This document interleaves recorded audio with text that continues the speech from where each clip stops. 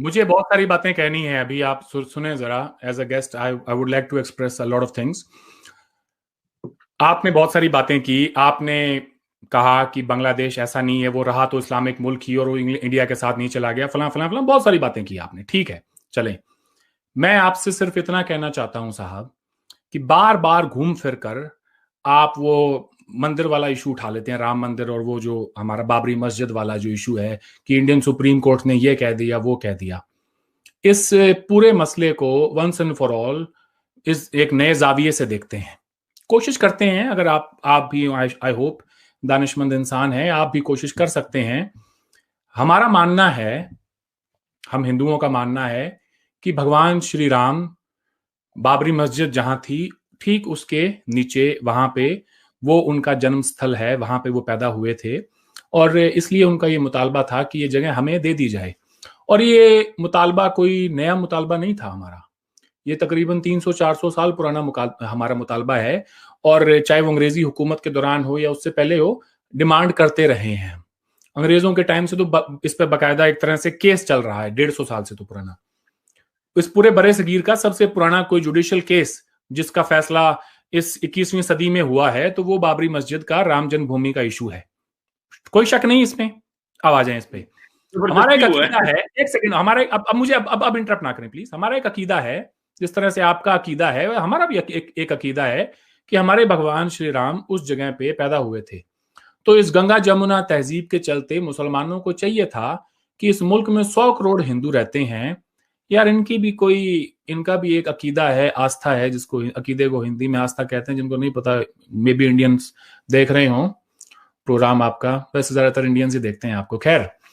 तो हाँ, तो हमारा भी एक अकीदा है, तो हमें ये जमीन दे देनी चाहिए। तो मुसलमानों को तो बगैर कोई लड़ाई फसाद के या दंगे के जमीन दे देनी चाहिए थी। एक ही भगवान राम है, एक ही जगह पैदा हो सकते हैं। ऐसा तो नहीं हो सकता कि हर जो हिंदुस्तान के अंदर मसाजिद है उसके नीचे से भगवान राम पैदा हो जाएंगे। Not possible. एक ही जगह हमारे हर शहर में, आप जहां मर्जी चले जाएं, काशी हो, मथुरा हो, ठीक है, कोई भी हमारा जो मुकद्दस पवित्र शहर हिंदुओं के हैं, आपको हमारे यहां पर शाना बशाना मंदिरों के साथ में मस्जिदें मिलेंगी। ठीक है साहब, आपका जहां पर अकीदा है मक्का मदीना, जो कि आपके लिए उतनी इंपॉर्टेंस रखता है, उसकी इतनी ज्यादा एक अहमियत है जितनी हमारी अयोध्या के लिए है, भगवान श्री राम के लिए है, तो आपको चाहिए था कि आप वो जमीन हमें दे देते। और मैं सामने से अगर आपसे पूछूं, यार आप तो गैर मुसलमानों को वहां पे मक्का और मदीना में जाने तक की इजाजत नहीं देते, वहां पे मंदिर बनाना तो दूर की बात है, वहां पे मंदिर बनाना दूर की बात है, गैर मुसलमान जा तक नहीं सकता। पहले ही जो है बाईपास आ जाते हैं हाईवे से कि फॉर नॉन मुस्लिम से अपना रास्ता पकड़ लो, यहीं से बाहर के बाहर ही निकल जाओ। आप तो टॉलरेंस किस में है? ये इस बात का, इसकी जो आपकी बात का जवाब है, टॉलरेंस हम में थी साहब। इसीलिए इस बड़े सगीर में हमारे मंदिरों के बराबर में मसाजिद हैं। हमारे यहां पर आज भी आपसे ज्यादा मुसलमान रहते हैं, दिन में 5 वक्त नमाज अदा करते हैं, सुबह आंख खुलती है अजान के साथ, और अजान होती है तो कोई ये नहीं कहता कि जी ये क्यों हो रहा है, वो क्यों हो रहा है, सारे एहतराम करते हैं उसका। बावजूद इसके कि आप हमें दिन में 5 बार ये याद दिलाते हैं कि आपके जो भगवान हैं वो इबादत के लायक नहीं है। मैं खड़ा होकर लाहौर में या फिर कराची में, कहीं भी पाकिस्तान में खड़ा होकर अगर मैं सिर्फ इतना कह दूं ना कि मेरे राम के सिवा कोई इबादत के लायक नहीं है दूसरा भगवान, मेरा गला काट दोगे, एक सेकंड नहीं रहने दोगे वहां पे। नहीं, मैं सही कह रहा हूं। मैं मंदिरों में कोई ये नहीं कहता, हमारा अकीदा ये नहीं है, हमें ये नहीं सिखाया जाता।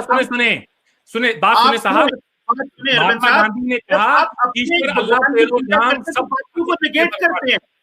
नहीं सुने यूं ना करे चीमा साहब, आप ये कोई टेलीविजन डिबेट नहीं है। हमारे यहाँ पे ही हमारे लीडर्स ने, जो हमारे फाउंडिंग फादर्स थे, उन्होंने जब कोई भी प्रेयर बनाई या कुछ भी कहा, उसमें सबको बराबरी की जगह दी। इसलिए आज इमरान खान जैसे कहते हैं कि जी ये गांधी का हिंदुस्तान नहीं है, ये नेहरू का हिंदुस्तान नहीं है, तो इनसे कोई ये पूछे, हरामखोरो, तुमने नेहरू के हिंदुस्तान को कौन सी इज्जत दी थी? कौन सी इज्जत दी थी उसको? ये कोई बात नहीं हुई है कोई। ऐसा है सर, 5 बार आप हमसे कहते हैं हिंदुस्तान की ये टॉलरेंस है कि हमारी मेजॉरिटी कम्युनिटी इसको सहन करती है, बर्दाश्त करती है। आप कह रहे हैं, एक आखिरी सुने, मैं इसी हवाले से मैं आपसे पूछ लेता हूं, अगर हिंदुस्तान के मुसलमानों को सेकुलरिज्म इतना प्यारा है तो वो यूनिफॉर्म सिविल कोड क्यों नहीं अपना लेते? क्या प्रॉब्लम क्या है? मेरी इसी बात पे ना करें। सुने ना, और सुने मेरी बात, सुने, मुझे बात बताएं, जब आप भगवान की पूजा कर रहे होते हैं तो साथ आप अल्लाह की भी पूजा कर रहे होते हैं। साथ जब आप भगवान, अपना जो भगवान है, आप एक हिंदू मजहब से आपका ताल्लुक है, तो जब आप अपने भगवान की पूजा करते हैं, जब एक सिख अपने गुरु की पूजा कर रहा है, वो गुरु नानक को याद कर रहा है, एक मुसलमान जो है वो अपने खुदा को याद कर रहा है, तो वो जाहिरी बात है वो अपने को याद कर रहा है, अपने से बात कर रहा है, उसी से दुआ मांगकर और ऑटोमेटिकली दूसरे को नेगेट कर रहा है। ये तो नहीं होता। मैं जवाब देना चाहता हूं उसका। तो सुन तो लेना भाई साहब, सुन तो ले, मुझे पता, मैंने इस डिस्कशन को अगले 8-10 मिनट में रैप अप करना है, मैं इसको लंबा नहीं करता क्योंकि व्यूअर्स फिर जो है वो एक डिस्कशन को इतना लंबा नहीं होना चाहिए। सुनिएगा बात सर जी, मैंने तो आपको 6 मिनट टाइम दिया, मैं बात कर रहा हूँ सिर्फ उसमें। अरविंद भाई, इसमें कोई मसला ये नहीं, यहाँ पे कोई कप लेना नहीं हमने एक दूसरे से, ना कुछ जीतना मकसद है। पॉइंट पर है। हाँ, मैं आता हूँ पॉइंट पे, मुझे पता है मैंने कब पॉइंट किया है। काइंडली जरा सुने, मैं जब आपकी चीज इतनी देर से सुनी जा रहा हूँ तो then let have a heart. जब आप अपने भगवान की पूजा करते हैं, अपने खुदा, हम मुसलमान अपने खुदा की पूजा करते हैं, तो हम ऑटोमेटिकली दूसरे को नेगेट कर रहे होते हैं। इसमें कौन सी रॉकेट साइंस है कि आप जी, आप खुदा, जब आप खुदा की बात कर रहे होते हैं तो आप कह रहे होते हैं कि जी बुतों की पूजा नहीं करनी है, किसी का जो भी आपका मौकफ है। लेकिन मैं समझता ये हूं, कोई एक बंदा जब जो ईसाई हैं, जब हजरत ईसा अलैहिस्सलाम को याद कर रहे होते हैं तो डेफिनेटली, इन अदर वर्ड्स, वो नेगेशन कर रहे हैं हजरत मोहम्मद सल्लल्लाहु अलैहि वसल्लम की। और जब हम उनको मोहम्मद मानते हैं, नबी मानते हैं, तो हम डेफिनेटली नेगेशन कर रहे होते हैं बाकी लोगों से। तो इसको, ये जो चीज है ना, मेरा ख्याल है कि इसको अगर आप ये कहें ना जी कि वो कि जी हम हिंदू मजहब को जो है वो गालियां देना मकसूद नहीं, अल्लाह माफ करे, आप भी उतने अच्छे इंसान है, आपका मजहब भी बहुत अच्छा है, हमारा मजहब हमारे लिए बहुत अच्छा है, आपको अपना मजहब मुबारक हो, हमें हमारा मजहब मुबारक हो, एक अच्छे तरीके से रहना चाहिए और डायलॉग करना चाहिए। लेकिन ये तासुर देना कि जी आप हमें गालियां देते, गाली देना मकसद नहीं है। मैं अपने खुदा की इबादत करता हूं, मैं अपने नबी को मानता हूं, मैं अपनी कुरान को मानता हूं, इसका मतलब ये नहीं है मैं किसी के गाली दूं। मेरा नाम, मेरा मजहब ये कहता है और हमारे कुरान में है। अरविंद भाई आखिरी बात, और मैं ज्यादा नहीं जाना चाह रहा, मगर लेट मी रिस्पॉन्ड प्लीज। आखिरी सुन लें, हमारे कुरान में है ये हमारे कुरान की आयत है। खुदा कहता है कि तुम किसी के भगवान को या किसी के खुदा को गालियां मत दो, ये अल्लाह ताला कहते हैं। तो ये हो ही नहीं सकता कि कोई दे, अगर कोई दे रहा है, गलत कर रहा है, ज्यादती कर रहा है, तो अल्लाह ताला के हुक्म अदूली कर रहा है। सिंपल सी बात। आपको हिंदू मजहब को दोबारा पढ़ने की जरूरत है साहब। जब आप ये कहते हैं, जब आप ये कहते हैं कि जब कोई हिंदू बैठ के अपने भगवान को याद कर रहा होता है तो वो दूसरे के जो भगवान है, खुदा है, उनको नेगेट करता है, मतलब उनको वो नहीं मानता है। ये थ्योरी आपकी बिल्कुल गलत है। हमारे यहाँ पे अलग अलग ओकेजन्स पे अलग अलग भगवानों को याद किया जाता है। ठीक है, हमारे यहाँ सरस्वती की भी पूजा होती है जो कि इल्म की देवी है। हमारे यहाँ लक्ष्मी की भी पूजा होती है जो कि धन की देवी है। ठीक है, हमारे यहाँ राम भी पूजे जाते हैं। अब मुझे मुझे प्लीज बोलने दे, अब आप ना बोले। हम हैं, हमारे यहाँ पे राम भी पूजे जाते हैं, हमारे यहाँ पे दुर्गा भी पूजी जाती है, कृष्ण भी पूजे जाते हैं, बहुत सारे भगवान पूजे जाते हैं। और कोई भी हिंदू आपको ये बता देगा कि अगर कोई राम की पूजा कर रहा है, इसका मतलब ये नहीं है कि वो कृष्ण को या दुर्गा, लक्ष्मी जो है, सरस्वती, दूसरे जो देवी देवता हैं उनको नहीं मानता। ऐसा है नहीं। ये आपकी थ्योरी जो है 100% गलत है। ये मैं आपको यहां बता दूं, इस मिट्टी के अंदर, इस हिंदुस्तान की मिट्टी के अंदर बहुत सारे मजहब जो हैं यहाँ पैदा हुए हैं। सिखिज्म भी यहीं पैदा हुआ, हिंदुइज्म भी यहीं थे, ठीक है, जिसको हम सनातन धर्म कहते हैं।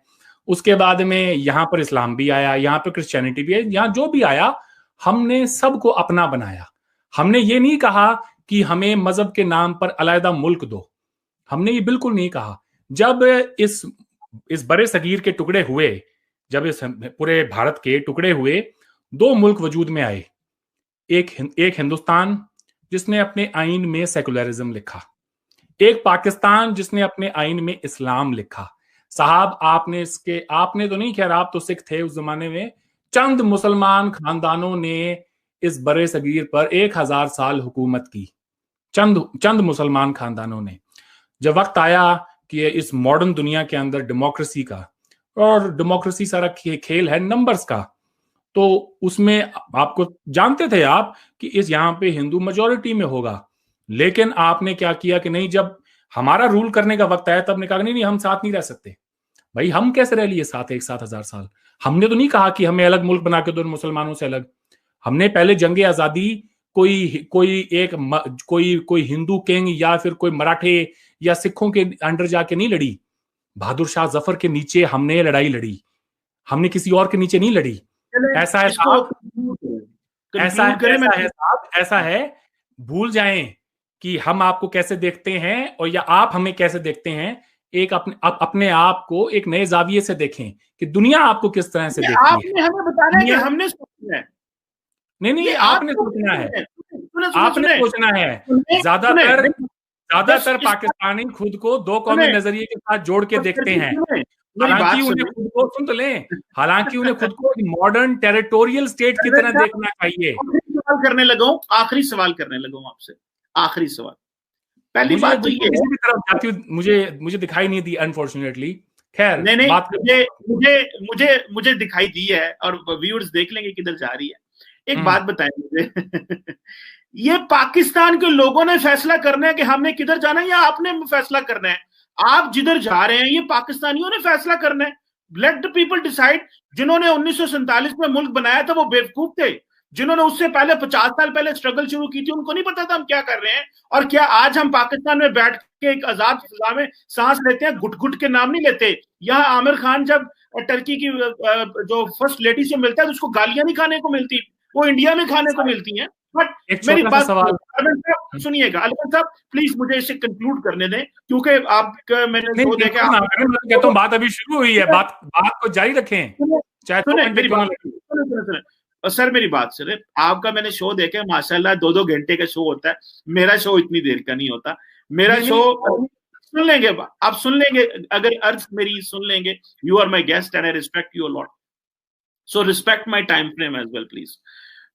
इसमें अरविंद भाई देखें, बात सुने, हम यहाँ दो बैठे हुए हैं शख्स, हमारा अल्टीमेट गोल यही है with all the differences to move forward. यही गोल है ना हमें, और विद ऑल द डिफरेंसेस हमें यहाँ पे एक दूसरे को फतह नहीं करना। मैंने आपको फतह नहीं करना, आपने मुझे फतह नहीं करना। हम एज ए यूथ, मैंने जब स्टार्ट में अपना इंट्रो दिया मैंने क्या बात की कि हमें आगे की तरफ जाना है, हमें मूव फॉरवर्ड करना है, हमें चीजों को आगे लेके जाना है और हमें होस्टेज नहीं बनना सिचुएशन का। That is my aim. और आपकी मेरी डिस्कशन ऐसी ही हुई थी। तो मैंने क्या कहा, तो मैंने क्या जवाब दिया? मैंने जवाब ये दिया कि हमें हमारी शेयर्ड एंशिएंट हिस्ट्री को हमें बेस बनाकर, और वो जो जड़ें हैं हमारी वो बहुत ज्यादा गहरी हैं, उनमें जाना होगा। तो उसके साथ में फिर आपकी जो बाकी जो बातें हैं कि नहीं जी ये भी ठीक है, ये भी ठीक है, मतलब मैं आपके सारे जो झूठ हैं उनको भी तस्लीम करूं और उसके बाद में आप बात करेंगे आगे फिर, हैं? नहीं, ये झूठ कोई बात नहीं हुई यार, ये बात नहीं हुई। आप सुने अब okay, let me also say something. मुझे भी बहुत सारी बातें जो मैं भी कहना चाहता हूं। 4 जंगें हुई हैं पाकिस्तान की तरफ से। मेरी बात सुनिएगा बात अरविंद से बात सुनिएगा। पहली बात तो ये है कि ये जो 4 जंगों वाली बात पहले भी हो चुकी है। मैं सिर्फ I respect your point of view, लेकिन मेरी बात सुने। मैंने आपको जो एक बात कर रहा हूं ना, आपको जो एक ही रिक्वेस्ट कर रहा हूं एज ए गेस्ट, आप मेरे शो में बैठे हुए हैं, मैं जो आपसे रिक्वेस्ट कर रहा हूं वो ये है कि मूव फॉरवर्ड की बात कर रहा हूँ। 4 जंगें आपने बार बार कह रहे हैं आपके झूठ आपके झूठ आपके झूठ। अब मैं सुनिए, मैं उसी पर आ रहा हूं। भाई साहब सुन तो लें। अगर मैं आपको कहूं आप झूठ बोल रहे हैं तो कितना बुरा लगेगा। मैं नहीं कहना चाहता आप झूठ बोल रहे हैं, आपका मौकफ है। फैक्ट चेकिंग कर लेते हैं कौन बोल रहे हैं। सर जी आपका मौकफ है, मैं आपको ये नहीं कहूंगा। ना, कोई मौकफ नहीं है। ये फैक्ट है। Fact is fact. It can be verified, it can be checked. I think Arvind भाई देखिए बात सुने, मैं आपके मौकफ की इज्जत करता हूँ, रिस्पेक्ट करता हूँ, आपका जो भी है, मैं जरूरी नहीं आपके मौकफ को मानो, और आप जितनी बात को हम फैला लेंगे बातें फैल जाएंगी, कोई उसका 1 मिनट में बात फैलाना तो मसला ही कोई नहीं है, बात को कंक्लूड करना, रैप अप करना इज मोर इंपॉर्टेंट होता है। सो मेरा ख्याल है कि आप एक इंतहाई समझदार और सीजनड इंसान है, आप अपनी जिंदगी में एक कामयाब इंसान है। So let's come to the points where we can move forward on this idea कि भाई आगे किस तरफ जाना है। आप जैसे हैं आप रहे, हम जैसे हैं हम रहते हैं, लेकिन let's get on to the common minimum agenda के ऊपर एग्री हो जाए। That is I think what is important. जी, कॉमन मिनिमम एजेंडा ये है कि हमारे मुल्क में जो दहशतगर्दी होती है उसको कम किया जाए, उसको बंद किया जाए। कम क्या किया जाए, उसे बिल्कुल ही बंद किया जाए। पाकिस्तान अपनी हिस्ट्री को ठीक करे, अपने मैं मेरी जो ख्वाहिशात है वो मैं आपको बता देता हूं, and then you can respond, ठीक है। मैं चाहता हूं कि पाकिस्तान अपने नेशनल डिस्कोर्स को ठीक करे और अपनी आइडेंटिटी हमारी शेयर्ड हिस्ट्री के अंदर तलाशे, ना कि किसी मजहब के अंदर, ठीक है। मजहब जो है वो अल्लामा इकबाल ने 1905 में जो तराना लिखा था, हिंदी है हम वतन है हिंदुस्तान हमारा, मजहब नहीं सिखाता आपस में बैर रखना, मजहब ही सिखाता है आपस में बैर रखना। ये झूठ बोलना बंद करें, क्योंकि वही अल्लामा इकबाल ने 1930 में इलाहाबाद के खुतबे में जो कहा कि नादान ही समझता है हिंद की, क्या कहते हैं, मुल्ले को इजाजत है हिंद में सजदे की, ये भी उन्होंने ही बाद में कहा। वही इंडिया के बारे में मुसलमान जो कहते हैं ना, ये बहुत ही गलत थ्योरी है आप लोगों की, लोगों को आप बेवकूफ नहीं बना सकते हैं जरा टाइम तक, जब अब ये कहते हैं कि जी इंडिया का मुसलमान तो ये चाहता है कि सेकुलरिज्म हो और पाकिस्तान का मुसलमान सेकुलरिज्म नहीं चाहता है, ये ऐसा है वो वैसा है। इस्लाम में जो हराम है वो हराम है, इस्लाम में जो शिर्क है वो शिर्क है। जब जब वही अल्लामा इकबाल आपके कौमी शायर हैं, the reconstruction of Islamic faith में वो क्या क्या कहते हैं, वो ये कहते हैं कि जब उनसे ये पूछा गया कि जी इंडिया और कि 4 सूबे बनने चाहिए, उधर नॉर्थ वेस्ट सिंध बलूचिस्तान पंजाब मिलके, मैं ख्वाब देख रहा हूँ कि इस तरह एक नई रियासत बनेगी, तो वो कहते हैं कि उसकी क्या शक्ल होगी। अब लोगों ने 2-4 सवाल पूछे, तो वो कहते हैं कि घर जुदा हो दीन से सियासत तो रह जाती है चंगेजी। तो आपने तो उसको हुबहू डाला है कि दीन और सियासत को साथ में मिलाकर चलो। वही अल्लामा इकबाल के मानने वाले हमारे AMU के अंदर जामिया में वो यहाँ पढ़ते हैं और पढ़ाते हैं। अल्लामा इकबाल ने the reconstruction of Islamic faith में यह भी कहा कि जब इस बड़े सगीर के मुसलमानों को क्या करना होगा कि आप अपने आजादी की लड़ाई लड़ें, और आजादी की लड़ाई लड़ने के बाद आपका एम यह होना चाहिए कि तमाम रियासतें मिलकर एक खैलिफेट बनाएं। ये अच्छा, आज खैलिफेट की अगर कोई बात करेगा, दाइश करती है खैलिफेट की बात, दाइश खैलिफेट की बात करती है तो सारे पाकिस्तानी कहते हैं उफ ये तो हमें नहीं चाहिए। वो उसी खैलिफेट की बात करते थे जिस खैलिफेट के लिए आज पूरी दुनिया में उसका जिक्र होता है। तो ये मुनाफकत नहीं चलेगी कि आधा तीतर आधा ढेर नहीं चलेगा, ठीक है। दूसरा ये है